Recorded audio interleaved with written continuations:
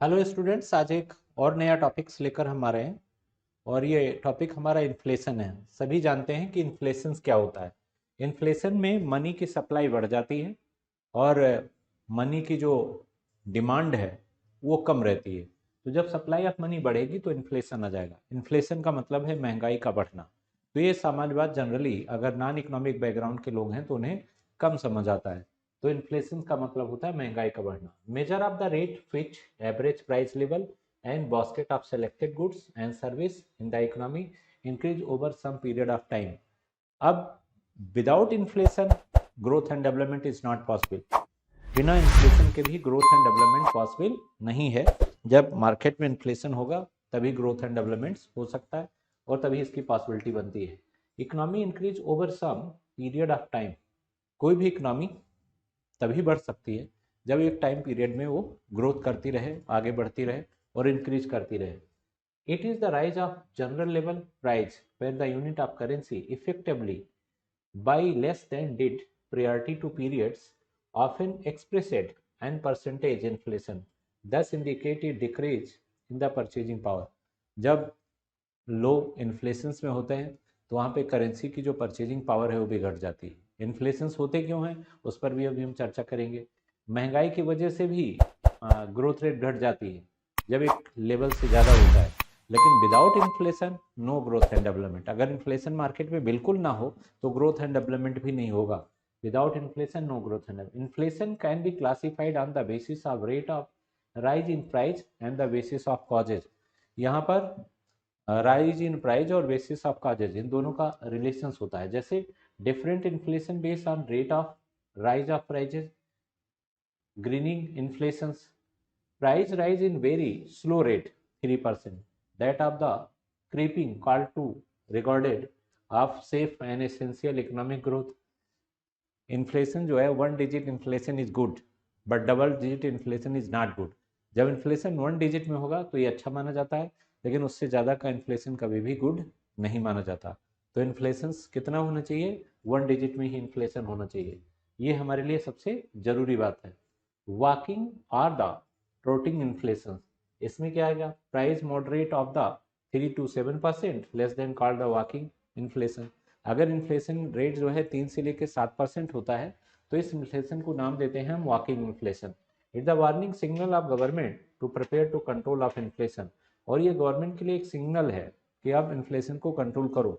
Inflation control करने के लिए CRR घटा सकते हैं, SLR घटा सकते हैं, गवर्नमेंट एक्सपेंडिचर को कम कर सकते हैं।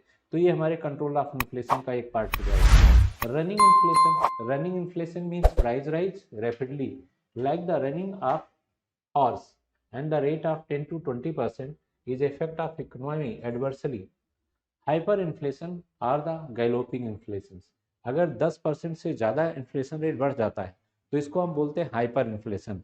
ऐसा इन्फ्लेशन बेरोजगारी भी बढ़ाएगा और मार्केट में टेंशन भी क्रिएट करेगा। तो ये हमारा हाइपर इन्फ्लेशन हो जाता है। The rise of price fast double और triple digit rate from 20 to 100% more is the called of hyperinflation runway galloping inflation। such a situation bring the total collapse the monetary system because of the continuous fall in the purchasing power of money। तो ये हमारे purchasing power of money को भी करता है damage. तो इस तरह से ये इन्फ्लेशन हमारे लिए क्या होता है, ज़्यादा नुकसानदेह होता है। Different inflation base of the causes. वैसे अगर यहाँ पर बात करें जेम कीन्स की, तो जेम कीन्स ही पहला पर्सन था जो 1929 में मंदी आई थी उससे निकलने का फार्मूला बताया था। और जेम कीन्स ने एक बात कही थी, क्या कहा था वो भी हम लिख देते हैं कि जेम्स ने यह कहा कि L=M = I=S फुल एम्प्लॉयमेंट। ये जेम कीन्स ही कहता है कि ये जहाँ पे चारों बराबर हो जाते हैं वहाँ फुल एम्प्लॉयमेंट होता है। एल क्या है, डिमांड ऑफ मनी, एम क्या है, सप्लाई ऑफ मनी, आई क्या है, इन्वेस्टमेंट, एस क्या है, सेविंग। ये सारों बराबर होंगे वहीं पर क्या होगा, वहीं पर फुल एम्प्लॉयमेंट होगा। बट जितने डेवलपिंग कंट्री हैं, ऑल डेवलपिंग कंट्री, ये सारे इक्वल कभी होते नहीं, इसलिए यहाँ पर कभी भी फुल एम्प्लॉयमेंट नहीं होता। Demand pull inflation due to higher demand. Demand pull inflation क्या होगी, जब बाजार में सप्लाई कम हो गुड्स की और मांग ज़्यादा हो। This the concept of demand pull inflation. Cost push inflation, quality of goods अच्छी हो तो this is the cost push inflation. अगर गुड्स की क्वालिटी अच्छी है तो ये कास्ट पुश इन्फ्लेशन हो जाएगा। Price rise due to increase input cost like raw material, wages, profit, margin is called cost push inflation.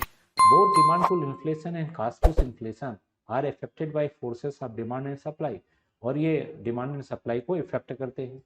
Causes of demand pull inflation, increase in the supply of money, फिर है asset inflation of increase in forex reserve, फिर है government spending of the deficit due to physical stimulus increase borrowing, depreciation of rupees ला, unemployment rate, ये सब इसके part हो जाते हैं।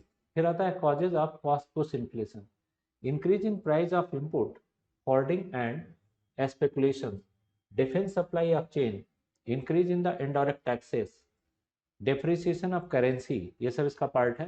Crude oil price fluctuation, defective food supply chain, low growth of agriculture sector, food and inflation, this is the part of inflation.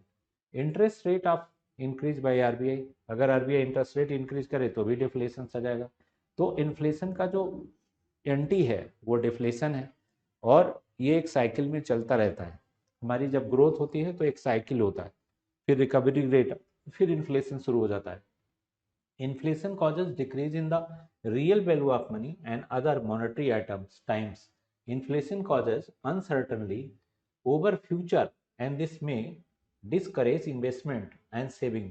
High inflation may lead to the shortage of goods if the consumers begin hoarding out of concern that prices will increase in the future.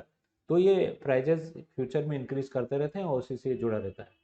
फिर है favourable impact of inflation, inflation ensure that the central bank adjust the interest rate. तो यहाँ पर हमेशा central bank जो है interest rate से भी इसको कंट्रोल करता रहता है। बैंक रेट और इंटरेस्ट रेट के रिलेशंस को भी आगे हम बता चुके हैं। और inflation encourage non monetary investment, बहुत सी ऐसी चीज़ें होती हैं जो इन्वेस्टमेंट कहलाती हैं, बस मनी के सर्कुलेशंस को नहीं बढ़ाती।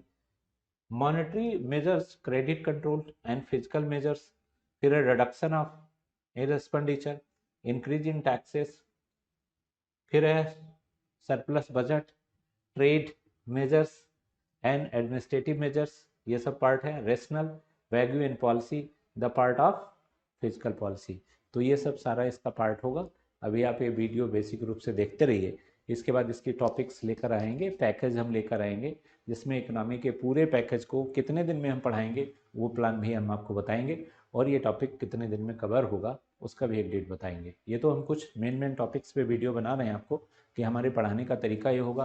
किसी टॉपिक का कंटेंट इस तरह हमारे पास है, तो इसको आप देख करके अपने प्लान तैयार कर लीजिए। दिसंबर में हम ये सारे प्रक्रिया आपको समझाएंगे कि कब से कौन सा हमारा कोर्स शुरू होगा, कौन ख़त्म होगा। इस पर हम ऑलरेडी कोर्स तैयार कर रहे हैं, कोर्स पैकेज। ठीक है, ओके, धन्यवाद।